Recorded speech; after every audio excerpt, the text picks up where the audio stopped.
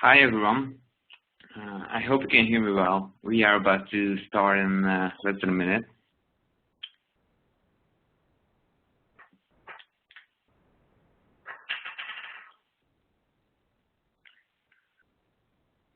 So I hope all of you are ready. We are here today to talk about the data recovery for MySQL. My name is Stéphane, and well, I'm with Percona.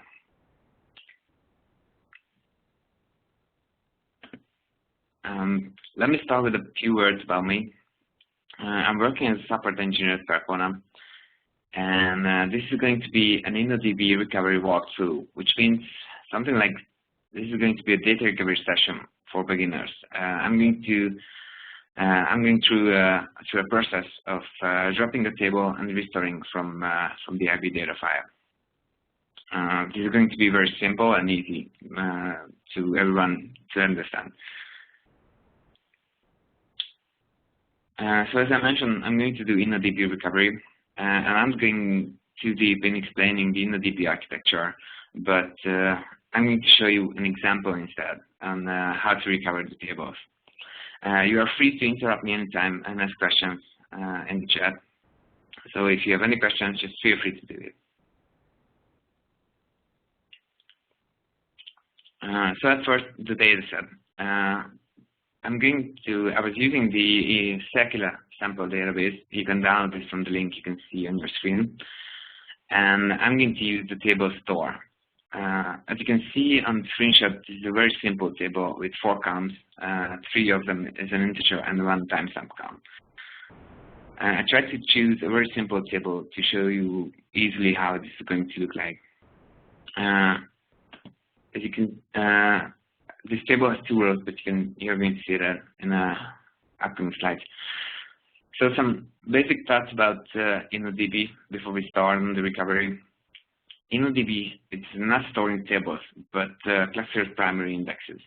This is where your data located inside the IB data file. All the indexes are identified by, or the tables are identified by index IDs, and this is what we are going to look for to find the belonging pages to our tables, what we want to restore.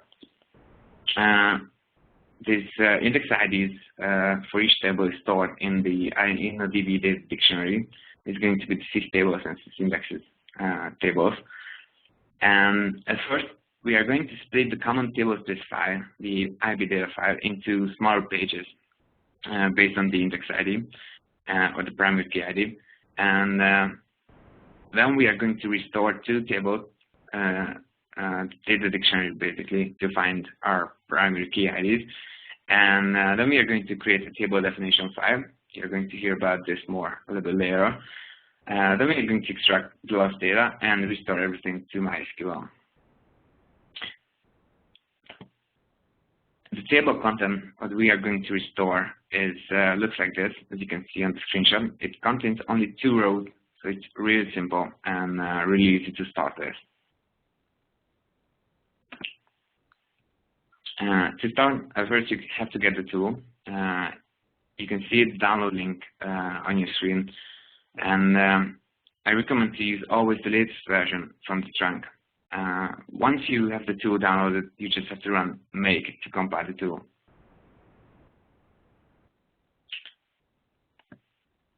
So once we have the tool, we are ready to try recovering.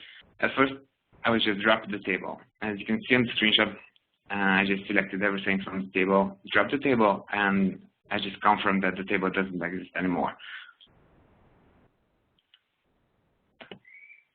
So what we have to do first is stop MySQL as soon as you can, because InnoDB might overwrite the rows or the free space with other rows. So stop the MySQL first, and just make a copy of the IB data file.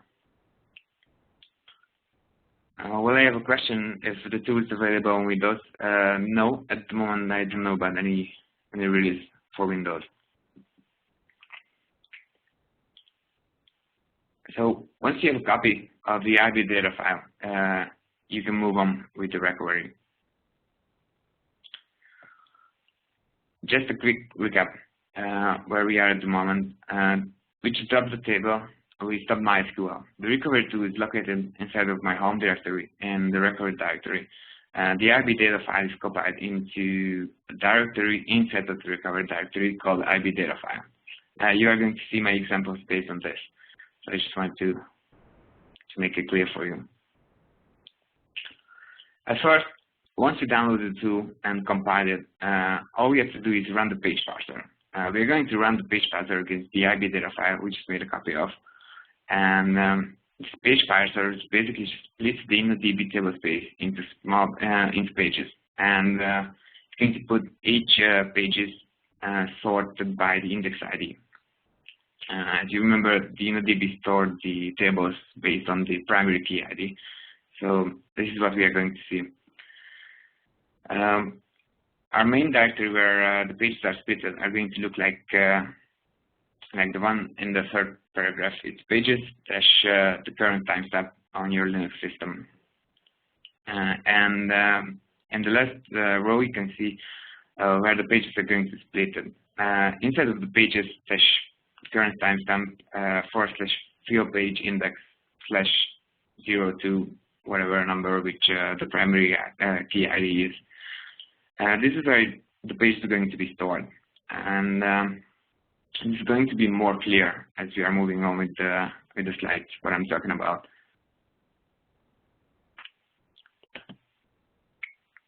So once you download the tool and compile it, you just have to run the page parser, as I mentioned. You can see on the screenshot how it looks like. I just executed the command, it's printed some out, but we don't really care about this, as this is a recovery session for beginners.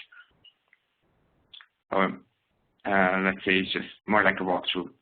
As you can see, once I run the page parser, it's created a directory. You can see on the bottom of the screenshot that I have a pages -130 whatever directory, which was the exact timestamp when I run the page parser. I also defined a file format for page parser, which is the -4 value in the command. It's required by 2, and for the command table space, you have to use the -4, which is the redundant type. So we have our working directory. Let's see what we have to do next. As I mentioned before, InnoDB store the information of the table indexes, the primary key indexes in the data dictionary, which also refer to systables and sysindexes at the moment. So what we have to do is restore this to the table and find the primary key belongs to the table which is dropped, which is the store tables.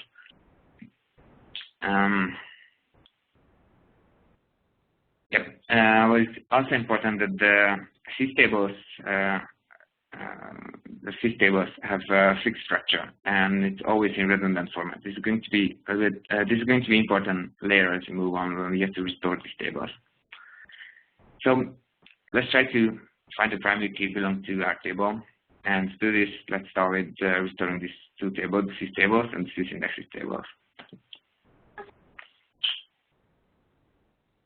So in the tool, once you download the tool, you have two files included, which is the table def.sysindexes and the table def.systables. These are the table definition files for the internal InnoDB tables.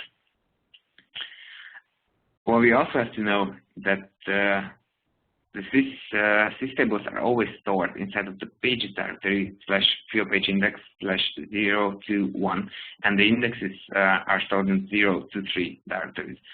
It's maybe a little bit confusing now, and probably you're not exactly clear what these things are, but it's really important to mention first. Let's move on, and you're going to see what I'm talking about. At first, we have to get a systables list. To do this, you just have to change your directory to the include directory inside the tool. And if there's any table def.h file, just remove it and make a symlink to the table def.systables file to the table def.h file. You can see that in the screenshot that I have a symlink on the table def.h file, linking to the table def.h.systables file. It's maybe a little bit confusing, but if you're repeating these steps without experience in data recovery, you just have to create the symlink as they show in the command on the top of the slide. Once you have the symlink, all you have to do is just recompile the tool. Once you recompile the tool, you have to run the constraint parser script to get the table list with the indexes. I include the example command here. What you have to know in advance is that the file format is redundant for the systables always. And you can see in the command, in my example command, that I'm invoking the constraint parser command -4, which is the redundant format, linked with the -f parameter linking to inside of my pages directory where all the InnoDB pages got extracted. Inside of that directory, there's a field page index directory, and inside of that, there is a 0 to 1 directory. This is where the systables are stored, as I mentioned before. So I'm just grabbing for my table's name and my database name. You can see the output. This is a screenshot below the command. When I was running the script, it was returned this line. I'm not going into details on explaining what is what, but you can see that multiple columns separated by a tab. So you can see that systables, and in the next column you can see the database name / the table name, and in the third column you can see a number which is 45. All we have to do at the moment, all we need at the moment is just this number. You don't really have to care about all the other things the script just printed, like the restore command you can use instead of MySQL. But at the moment, all we need is just number, which is 45. And it's always located in the third column. Once you get this number, we can get the sysindexes list. And to do this, all you have to do is just to remove the symlink we made before and make a new symlink linking the table.h file to the table.h.sysindexes file. You can also see that in the screenshot I have. Once you have this done, you just have to recompile the tool.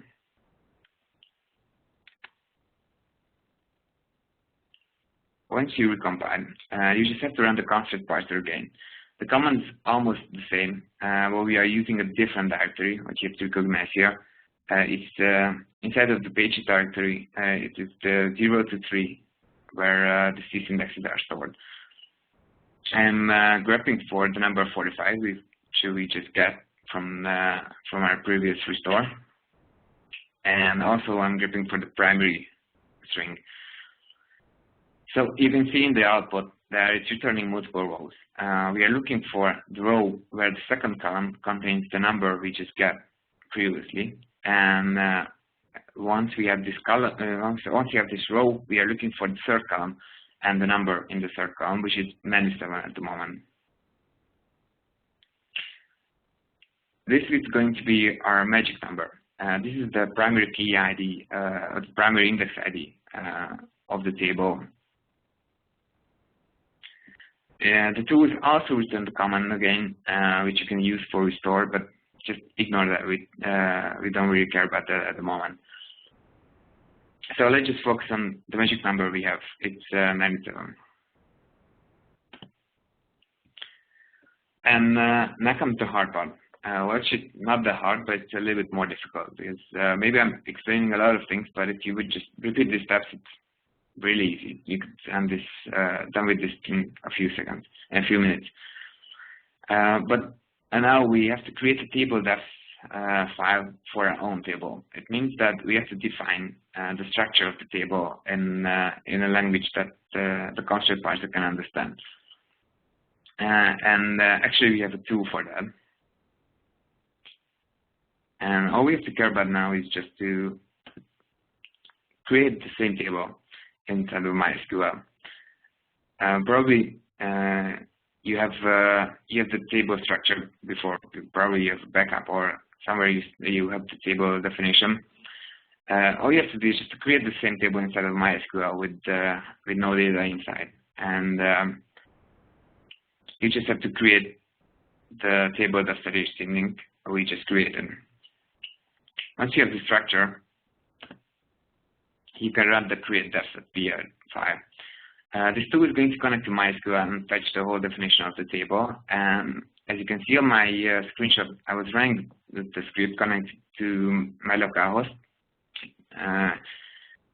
getting the table definition for the store table inside the secular database. At the moment, I'm piping the output to the head script and getting only the top 20 rows to check if the script was able to get the definition. But as you can see, it's working. It's not printed any error or anything else, just get the table definition. Once we have it working, we can redirect the output created by the create.py file into the include directory /table.h file.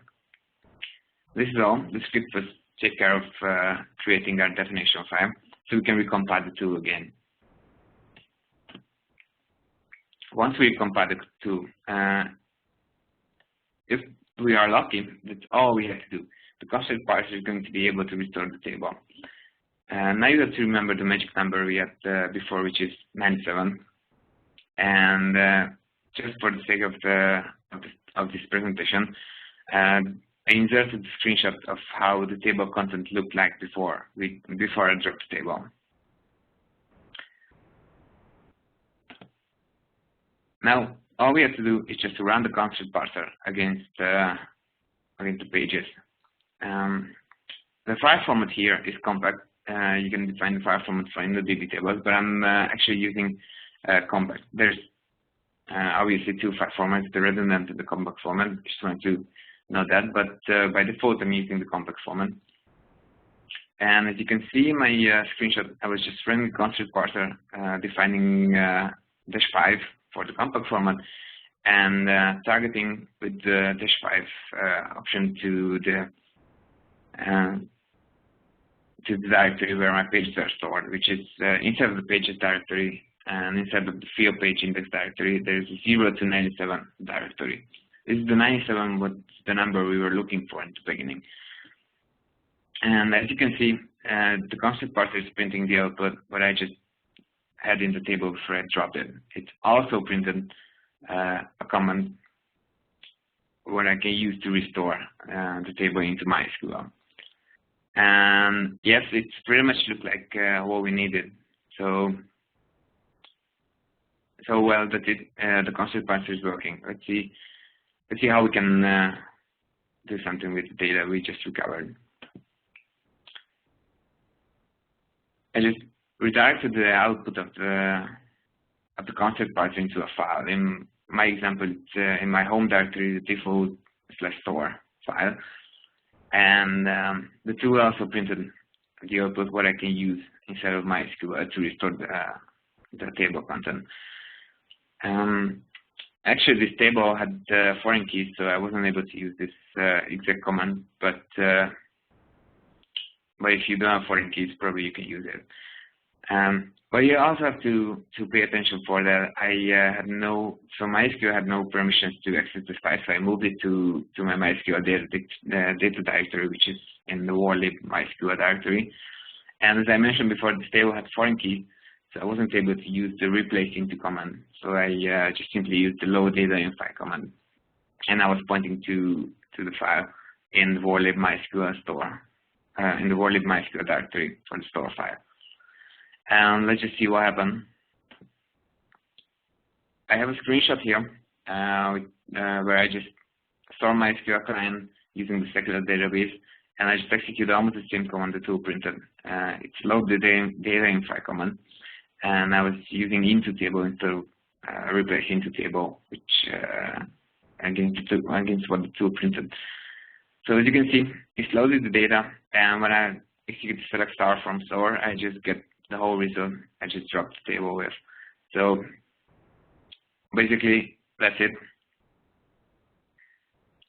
And but I always have to mention that it's not always this easy. it was, at the moment, this was really simple. If you download the slides and try to repeat the steps after me, you can do this in a couple of minutes.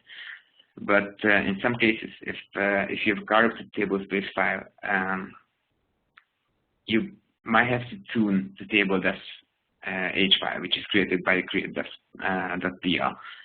And I just want to give you a few hints on that.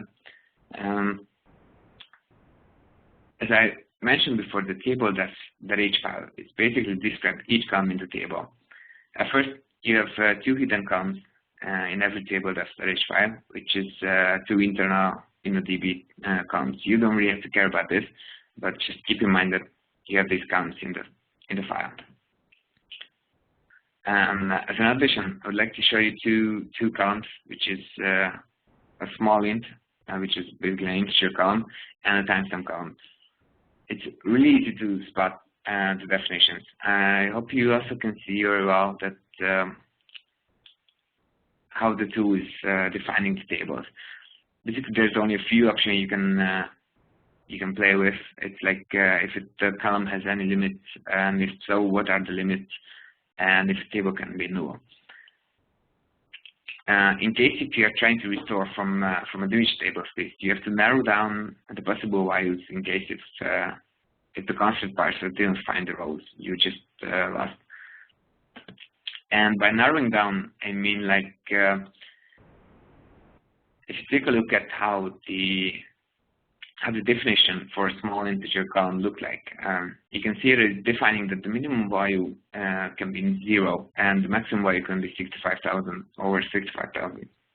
But I have in mind that I only had the minimum value of 1 and the maximum value of 2 in my table, so I can just change it to use like the minimum value is 1 and the maximum value is 10.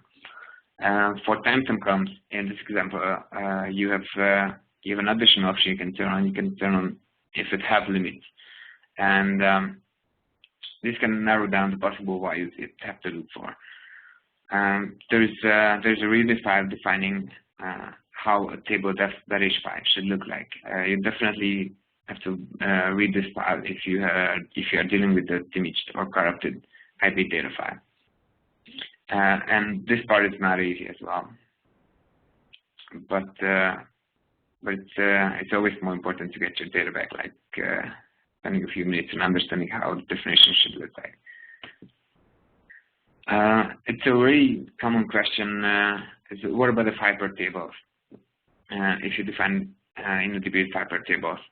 In this case, if you drop the table, obviously you have to InnoDB is going to delete the file, the .ibd file.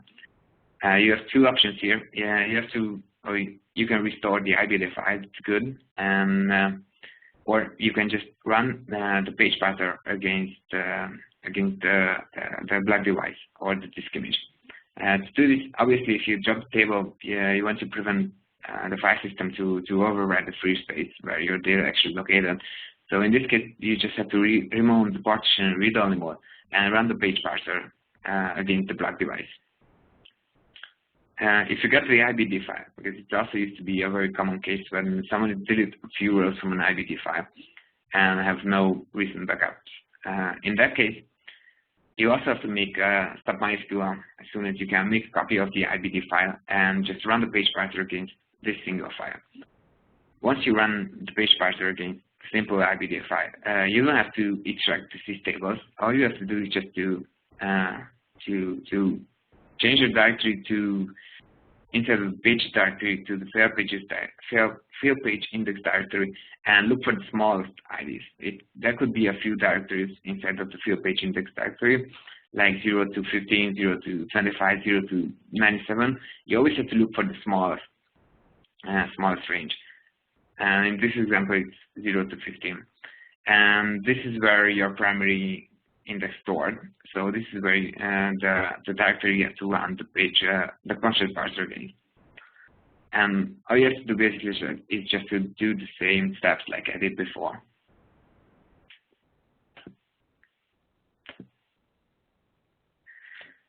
Well, that's it. It was taking like 25 minutes. What I have to tell you is data recovery is not always this easy. I really want to ask you to download the slides and try to repeat these steps at home. You can free to just drop the table and try exactly what I just did. Maybe you can even download the same circular table and drop the same table. And you can see very easily that it's not that complicated, as long as you don't have your IB data files corrupted. And also, there's my email address in any case you might have any questions. And feel free to ask. I hope I can answer. And you can visit the belonging page on Launchpad to the Percona InnoDB recovery tool. You can report bugs for features, or we even have a mail list to discuss any questions you might have.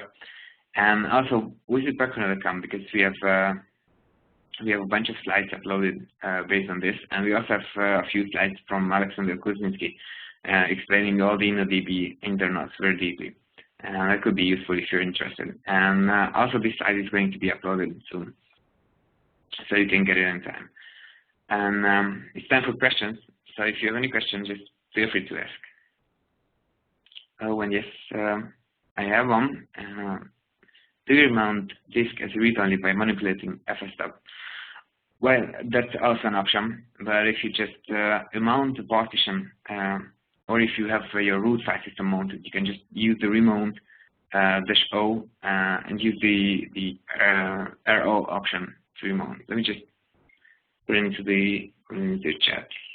You can use this command to remount the partition in read-only mode.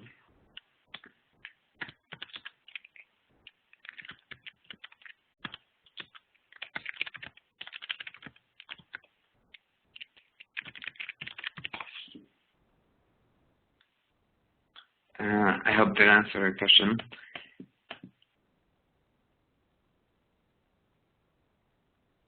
So another question on where can you get the slides? It's going to be uploaded to Percona.com. You can go to Percona.com and click on About Us, and there is going to be a presentations menu. You can find the talk there. And probably there's a WebEx record also available. I'm not sure about this, but I hope Nikki can confirm that.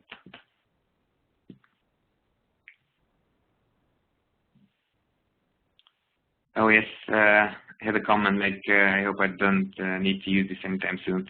I agree. It's never a good thing to use a recovery tool, but it's also worth to try practicing it. It's kind of easy to start with, and it's always good to have in mind a worst case scenario. If, let's say, a developer drop a table accidentally, and you can just recover it very quickly.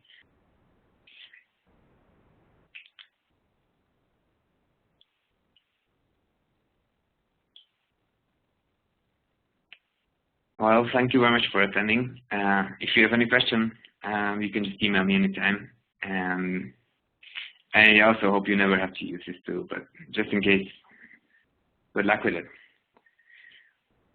Well, it works for MySQL 4. Well, it depends on InnoDB. I'm not sure. If I have Alexander Kuzminski here, he can probably confirm, but it's not related to MySQL. It's more related to InnoDB, and I think it would work with MySQL 4 too.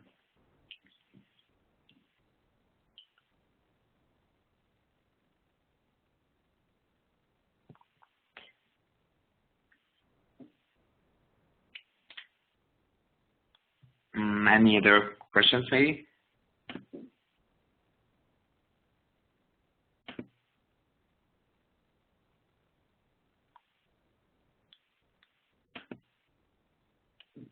Well, thank you all for attending and listening to me. Well, have a nice day, and I hope we can see you on our next webinar soon. You can get more information on MySQLPerformanceWorld.com. We always announce our webinars, so I hope you are going to attend for those too. Thank you, guys. Bye-bye. Have a nice day.